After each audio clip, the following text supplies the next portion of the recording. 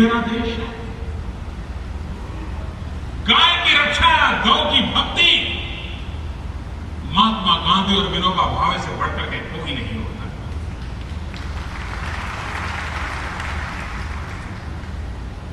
अगर गाय की भक्ति करनी है, गाय की रक्षा करनी है, तो गांधी जी ने और विनोबा जी ने हमें उत्तम राह दिखाई। उसी रास्ते पर देश को चलना ही पड़ेगा। उसी में देश का कल्याण। विनोबा जी जीवन भर गौ रक्षा के लिए अपने आप को आहूत करते हैं। मेरा सौभाग्य था, मैं एक बार वर्धा गया विनोबा जी के दर्शन करने के लिए। मैं उनसे मिला, प्रणाम किए, बैठा।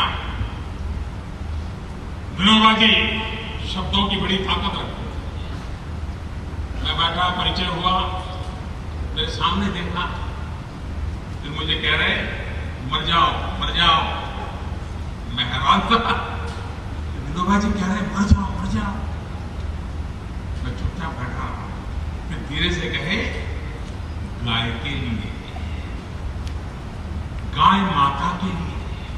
आप कल्पना कर सकते हैं कि विनोबा जी उस समय की सरकारों के खिलाफ जीवन के अंत तक वो लड़ते रहे, अनेक बार अनशन किए, गौ रक्षा के लिए किए, गौ भक्ति के लिए किए। भारत का संविधान भी हमें उसका महत्व समझाता है, लेकिन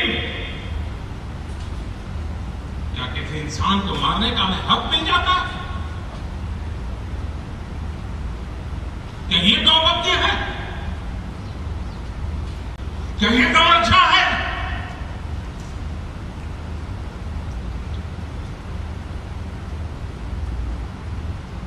पूज्य बापू का रास्ता ये नहीं हो सकता। विनोबा भावे का जीवन हमें यह संदेश नहीं देता है। और इसलिए साबरमती आश्रम की शताब्दी के पर्व पर और पूज्य श्रीमद रामचंद्र जी के 150 वर्ष मनाते हैं, तब हर हिंदुस्तानी के दिलो दिमाग में ये हमारे मूलभूत संस्कार, हमारी मूलभूत परंपराएं, अहिंसा, ये हम लोगों का जीवन धर्म रहा। हम कैसे आपा खो रहे हैं? डॉक्टर को मार दें, अकस्मात हो जाए, ड्राइवर को मार दें, गाय के नाम पर इंसान को मार दें।